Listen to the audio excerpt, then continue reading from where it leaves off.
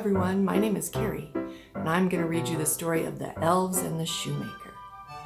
There once was a shoemaker who worked very hard and was very honest, but still he could not earn enough to live upon, and at last all he had in the world was gone, save just enough leather to make one pair of shoes.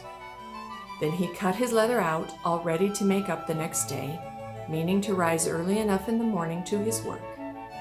His conscience was clear and his heart light amidst all his troubles.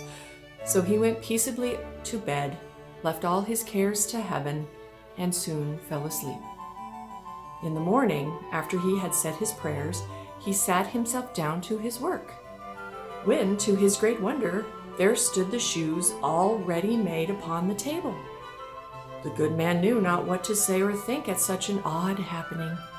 He looked at the workmanship. There was not one false stitch in the whole job. All was so neat and true that it was quite a masterpiece.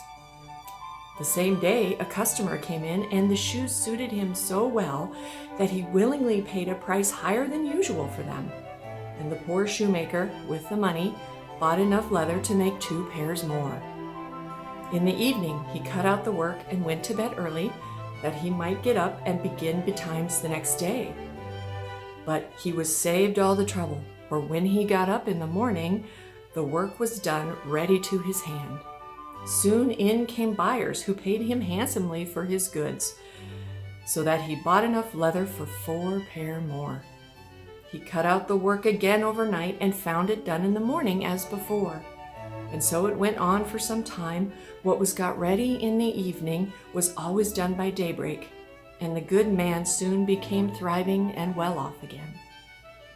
One evening, about Christmas time, he and his wife were sitting over the fire chatting together.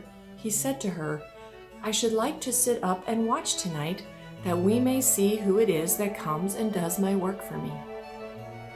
The wife liked the thought, so they left a light burning and hid themselves in a corner of the room behind a curtain that was hung up there and watched what would happen. As soon as it was midnight, there came in 2 little naked dwarves, and they sat themselves down upon the shoemaker's bench, took up all the work that was cut out, and began to ply with their little fingers, stitching and rapping and tapping away at such a rate that the shoemaker was all a wonder and could not take his eyes off of them. And on they went till the job was quite done, and the shoes stood ready for use upon the table. This was long before daybreak, and then they bustled away as quick as lightning. The next day the wife said to the shoemaker, "These little brights have made us rich, and we ought to be thankful to them and do them a good turn if we can.